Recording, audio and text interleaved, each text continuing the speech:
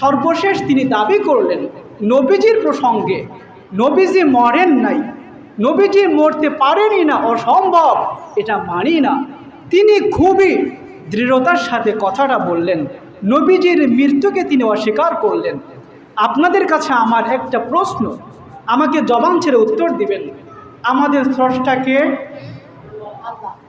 আমাদের স্রষ্টাকে আল্লাহ। 2 নম্বর প্রশ্ন, নবী মুহাম্মদুর রাসূলুল্লাহ তিনি কি স্রষ্টা নাকি সৃষ্টি? আওয়াজ হয় নাই, সৃষ্টি। এবার প্রত্যেকটা সৃষ্টি সম্পর্কে আল্লাহ বলছেন কুল্লু নাফসিন যায়িকাতুল মাউত, প্রত্যেকটা সৃষ্টিকেই মৃত্যুর স্বাদ গ্রহণ করতে হবে। এখন আপনি যদি বলেন না নবী মরে নাই, এটা আমি মানি না, অসম্ভব, আপনি তো কুরআনের এই আয়াতকে অস্বীকার করে ফেললেন। প্রিয় ভাইয়েরা, 2 নম্বর আয়াতের দিকে লক্ষ্য করেন, আল্লাহ বলছেন ইন্নাকা মাইয়িতুন ওয়া ইন্নাহুম মাইয়িতুন। নবী আদম থেকে নিয়ে কিয়ামত পর্যন্ত যত মানুষ আসছে আর আসবে, প্রত্যেকটা মানুষকে যেমনিভাবে মৃত্যুবরণ করতে হবে, আপনাকেও মৃত্যুর স্বাদ আস্বাদন করতে হবে। এখন যদি আপনি বলেন না নবী মরে না, এটা আমি মানি না, আপনি তো এই আয়াত 2টা সহ অসংখ্য হাদিসকে আপনি অস্বীকার করে ফেললেন। প্রিয় ভাইয়েরা, হাফেজ ইমাদউদ্দিন ইবনে কাসির রাহিমাহুল্লাহ বলছেন হাযা ইখবারু আনিল বাশারিয়া, মানুষের ব্যাপারে আল্লাহ তাআলা চূড়ান্ত সিদ্ধান্ত নিয়েই ফেলেছে। কি সিদ্ধান্ত নিয়েছেন? আন্নাহুম কুল্লুহুম ইয়ামুতুন, প্রত্যেকটা মানুষকেই একদিন আগে হোক একদিন পরে হোক মৃত্যুবরণ করতেই হবে।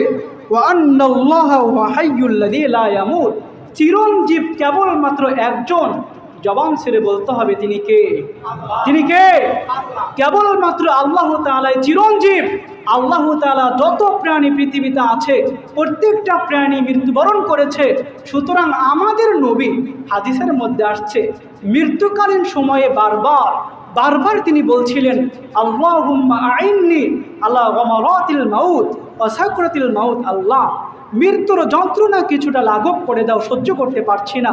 তাহলে এই হাদিসগুলো তো আপনার অস্বীকার করা হয়ে যাবে। প্রিয় ভাইয়েরা, এই জন্য আজ পর্যন্ত কোনো ইমাম এমন দাবি করে নাই যে নবী মরে নাই। প্রত্যেকটা ইমাম বলেছে নবীও মৃত্যুর স্বাদ গ্রহণ করেছে। এবার আপনি কোরআন মানেন না, হাদিস মানেন না, বুঝলাম, যুক্তিতে আসেন।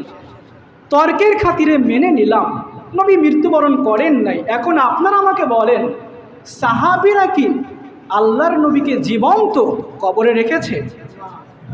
জীবন্ত রেখেছে? নবী যদি মৃত্যুবরণ নাই করবে, সাহাবীদের বাপের ক্ষমতা ছিল নবীকে জীবন্ত কবরে রাখবে? তাহলে স্পষ্ট কথা কুরআন বলছে, হাদিস বলছে নবীজি মৃত্যুবরণ করেছে। প্রশ্নটা এখানে না, প্রশ্ন হলো এখানে যে নবীজি কবরের মধ্যে জীবিত নাকি মৃত, এটা হচ্ছে প্রশ্ন। এখন এখানে বলতে চাই আমরা যে আল্লাহর নবী কবরের মধ্যে জীবিত, এই সম্পর্কে কখনো কোনো আলেম দ্বিমত পোষণ করে না। কবরের মধ্যে শুধু কি আমাদের নবী একাই জীবিত? রব্বুল আলামিন প্রত্যেকটা নবীকে আমাদের থেকে অনেক বেশি স্পেশালিটি দিয়েছেন। তার মধ্য থেকে 2টা স্পেশালিটি হলো এমন, নবী বলছেন ইন্নাল্লাহা আযজা ওয়া জাল্লা হাররামা আলাল আরদি আজসাদাল আমবিয়া। আমাকে বলেন, একজন মানুষকে দাফন করার পরে মাটির সাথে মিশে যেতে কতদিন সময় লাগবে? আনুমানিক 2-3 মাস এমনই লাগবে, বা তার থেকে বেশিও লাগতে পারে। এটা হলো আমাদের ক্ষেত্রে।